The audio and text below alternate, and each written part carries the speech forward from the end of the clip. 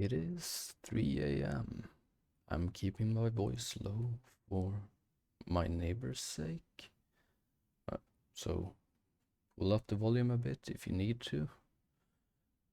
This is going to be a bit of a post-mortem for a 2D animation program I'm doing that never got released, so it's not a post-mortem really, but essentially what I tried to work on and why I stopped working on it.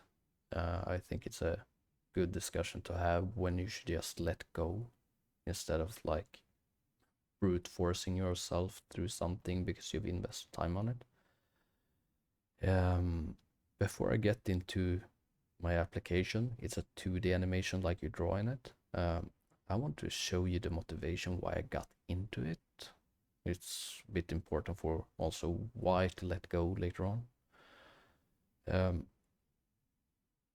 Let's look at, for example, Clip Studio Paint. It's pretty much become an industry standard when you're working on PC in the 2D animations industry. I would say both the West and the East, like with anime and stuff, they use Clip Studio.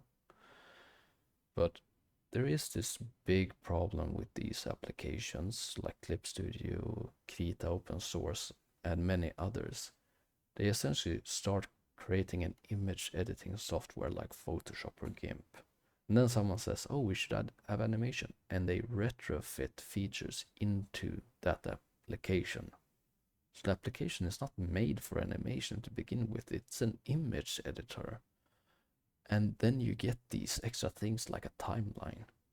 And it's frustrating to work with. Like you spend as much time clicking your way through the UI as making your frames to actually animate. So let's take this example. Just make sure my webcam is not covering that. So here's one example. It's just a normal, you have drawing, right? And you add your frames. Let's see. First of all, these buttons are tiny. You can change the UI scaling, of course, but there are no shortcuts for these by default.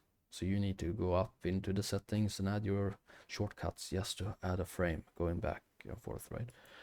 But I draw another one and a third one. Notice something here. When I said retrofitting, I really mean it. Their timeline is just changing the visibility of layers. So anyone with a performance mindset will figure out that if I'm doing a huge image and I'm having like a long timeline, everything is going to be loaded. Sure, they have this smaller region just to save memory and stuff, but something a lot of users complain about with Clip Studio, it's not just this application, I'm not just bashing on Clip Studio, it's a really good program. It is like uneven playback. Like you need animation, but you cannot rely on what you see on the screen. So sometimes it will skip frames and stuff, and many animators are frustrated with that, so you cannot really trust what you're seeing. So that's the first example. So let's go Krita, which is an open source one, right? So you can either use the animation template to go this way. First I'm going to undo this. I think that's the default. So this is what you see. So you might be like, well, where's the animation? Either you made the animation template or you go to animation, right? So this looks slightly better, right? You have onion skinning in the bottom right. I'm not going to move my webcam. And it looks kind of okay, right?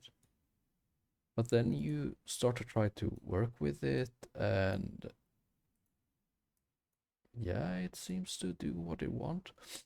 But it behaves so incredibly weird. Like sometimes it's selecting in the timeline, sometimes you think you're dragging stuff, and it's abysmal to work with the UI. It's like, I'm not bashing whoever implemented this. I think Krita is a lot of volunteering and summer projects, but it's a pain in the ass to just add frames.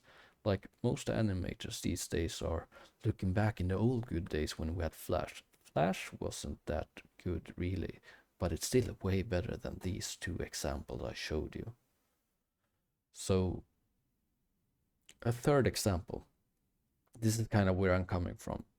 I was like, we had Easy Tune like way back. Why can't we just get a modern version of Easy Tune on a PC? The closest application I've seen that's Easy Tune today is Procreate Dreams on the iPad, but then you're locked into the iPad. Like, and there are a few other applications that tries to replicate these, but no, not really good. I think I checked like 20, 32 the animation tools and they all have problems. Either like super expensive, like professional, or they have this image editing style, which is horrendous.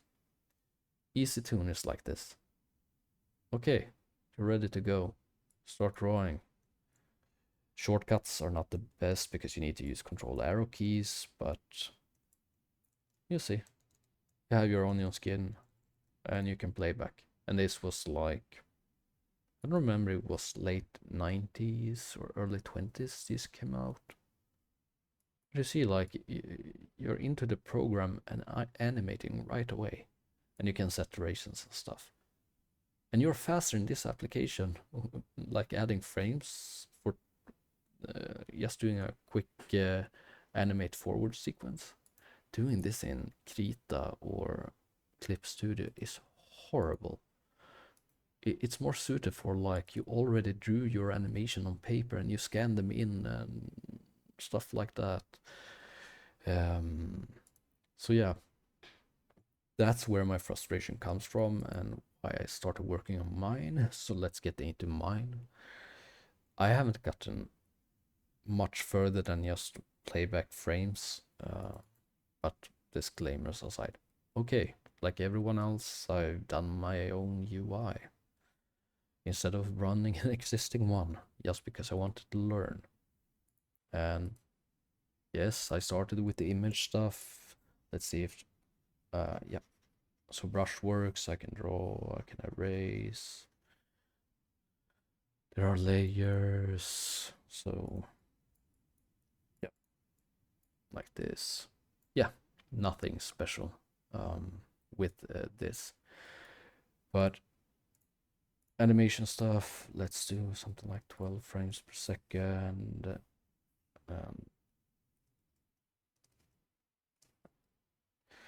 Turn off the onion skinning for now.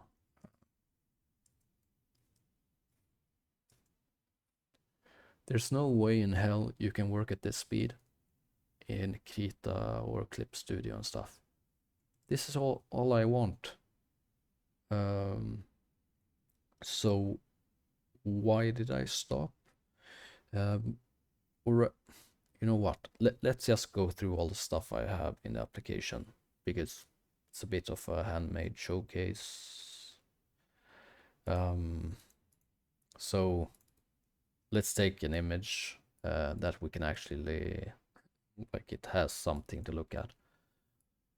Smooth rotation, smooth zoom. We have this fat pixel thing, which is also called pixel perfect, or there's so many names, but you know, when this Frankenpack is an example you can download. I use it just for testing. But you know, when you zoom in and the pixels still look good. You cannot use nearest neighbor sampling when doing this. You get a lot of artifacts. So I think, oh yeah, mirroring. I know that looks like a small detail, but doing mirroring in the correct way for an artist when you're working on it, you need to make sure you're mirroring in the correct matrix, so it's not like on the object. Like some drawing applications, if they have a canvas, they mirror the canvas in the center, so even if I'm looking over here, it will mirror the whole thing instead of where I'm looking, right? Or you know how rotation and scales works. I lost my train of thought. It's middle of the night, but another thing I'm kind of happy about is I don't render this at like many handmade projects. They just blast it like a game, so it's like 60 FPS or more. So even if I'm not doing anything now, other projects would have a CPU and GPU usage as if it was a game. I find that horrendous, especially if we're talking about an animation or drawing program, because if we're using this on a laptop, my battery shouldn't drain to zero just because reasons, right? So I have scheduling, checking if stuff are dirty, stuff like that. So in that way, I'm happy with what I have. UI is working, kind of reasonable. Not sure if there's much more to show really with the visual stuff. Okay, so I made this video as a post-mortem, but not post-mortem, because we sometimes start these projects and we have this grand idea of what we want to go for, and things explode in complexity, and then you have sunken cost fallacy, whatever it's called. You know, you spend so much time, so you cannot let go because you've already spent so much time. You just have to spend a little bit more. I think it was Jon Templo. I don't know if I mentioned in the recording. He made a talk where he mentioned in one of the slides where when you optimize, don't only optimize your program for performance. You as a programmer also need to optimize hours of your life, which I think is a very valid point. Like, why am I wasting time with this? At the end of the day, my profession is not 2D animation. I just want an application that I can quickly sketch animations in, because I'm trying just to sometimes practice 2D animation in my free time, you know, the basics like this. And so far I've been using Clip Studio. And it's all rooted, this project is more or less rooted in my frustration with bad software and not wanting to buy an iPad for Procreate. But at this point, it's like the amount of hours I'm wasting on this. If we just think of a salary, like where I work my full time, at this point I could just buy an iPad and Procreate, and I would have saved both time, energy, and salary equivalents, right? Because of I work as a programmer full time, right? So I don't know where to get at this, but maybe insert a tiny bit of a rant. The reason why I decided to stop, why it's been taking so much time.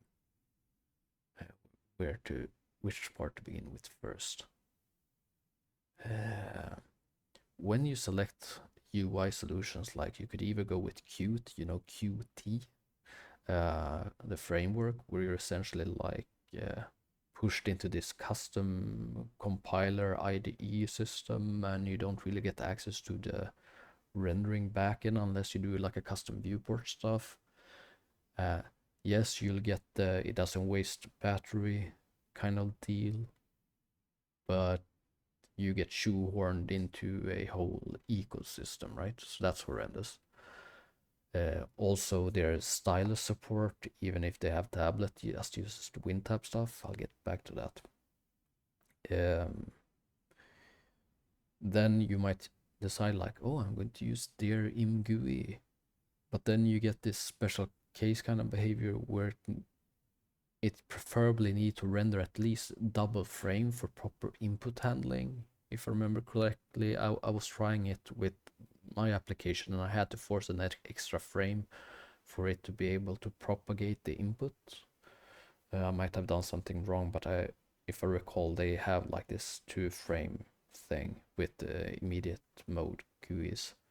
So you have those things to mess around with. Works great when you're doing games or other things, but there are so many.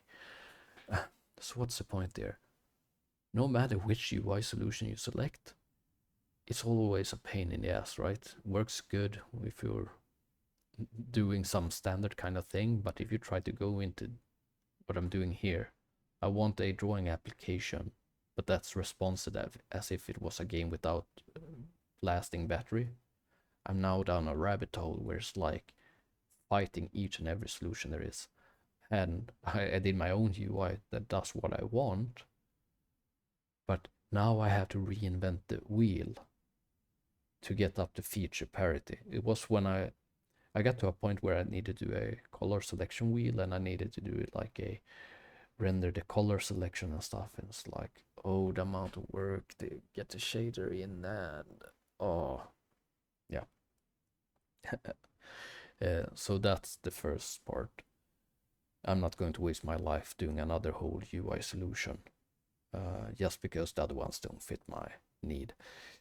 The second part is it's this thing called a stylus, sometimes called pen. You know, your S Pen, your Apple Pen, tablet support. So we have your Wacom, some call them Wacom, which is wrong. And you have your, like I said, S Pen. You have your Huion, whatever they're called, your XP pen. They all have their custom pens, right? And on Windows, it's a nightmare because we have for a long time relied on WinTab and a mix of the Wacom drivers, and it's worked fine. But around Windows 10, Windows 11, it got deprecated, and we're now forced to use Windows Ink. But here's the problem. So you still have Krita and Clip Studio Paint, and they sometimes rely on WinTab. Sometimes use Windows Ink, and you have to test your way until you see your stylus working. But that's not the only ways. In Windows, you have also real-time stylus. The ink collector, the Windows 8 Plus pointer input, now called Windows Ink, MS Pointer API. It's a nightmare. And there's no like header-only library out there. The closest thing we have is, I think it's called EasyTab. It's the one I'm using just to get access to WinTab. But as soon as you try to use like a Samsung tablet with an S Pen, it just stops working. You get no pressure sensitivity. I think it's only web browsers like Chromium that has a proper, real cross-platform support for the stylus, but getting that source code or extracting it and the licenses and everything kill me. So that is a real showstopper to make sure that a stylus is properly supported. I've seen other handmade project that also cannot support all the styluses. I think it's also because the creator maybe might not know. I'm not going to mention any names because there are some good projects in the handmade community with drawing, but they do only support WinTab. So that was the second showstopper. The third one is the pain that is cross-platform. And so we essentially had OpenGL, that's for better or worse, were the cross-platform choice. And then Apple decided like, no, we're doing Metal. So OpenGL is officially deprecated, but you might get it to work with up to version 3.3 or something like that. But if you're aiming for web, you have WebGL, which is it WebGL 2 now? Which is OpenGL ES 3. Blah blah blah. So the OpenGL versions doesn't match, and which means you have different syntax in the GLSS shaders. So you might decide like, I'm going to use SDL, or I'm going to use Raylib, or I'm going to use Sokol, maybe combined with BGFX. And every single one has their way of dealing with this, and it's not a full support. Because you pick, for example, Raylib, and sadly it doesn't support iOS yet. Because it's OpenGL based, if I remember correctly. I'm using SDL. and trying with OpenGL, but I'm going to have this future headache of getting this to work.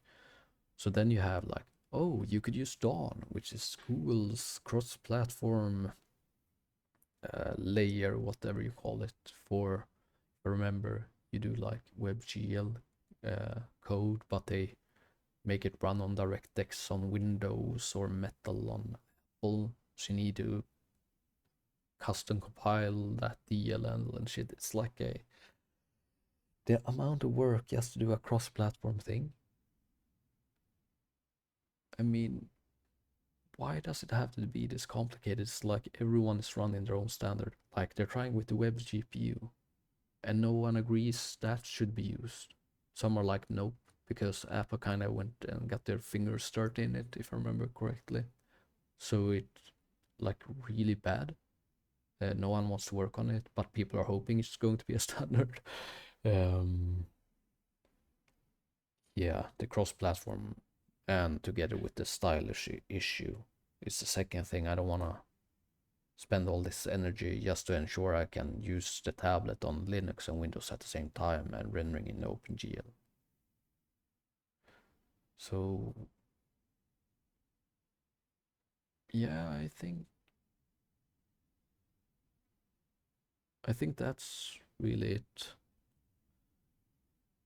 I'm just going to keep ranting, but maybe to try to get back to the end point.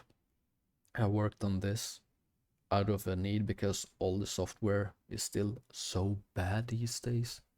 Some are trying, but they're not succeeding. Procreate is like the only one exception I can think of that's actually somewhat succeeding. But they have this problem where they're doing it their way. It doesn't work with industry standard procedures like, oh, you're a 2D animator and you need to get these shots and export the frame sequences stuff. No, no, no. Save it in the Procreate format. So they kind of shot themselves in the foot there to really make it popular. But otherwise, it's an excellent software. But apart from that, we had all these shitty solutions, for lack of a better word. So I tried to make my own. Went down the rabbit hole. I wasted all this time just to fix a frustration. And I figured like all the stress this project was causing me just to get to a point where I could comfortably do 2D animation in my free time. It's like, it's not worth it. I'm going to optimize the hours of my life now. Maybe get an iPad, use Procreate Dreams or something. And instead, if I'm going to do something on my PC, I might do smaller projects like work on a game or something. But I'm sad to say that this thing is going to the grave. And I guess I say thank you for watching or something. Bye bye.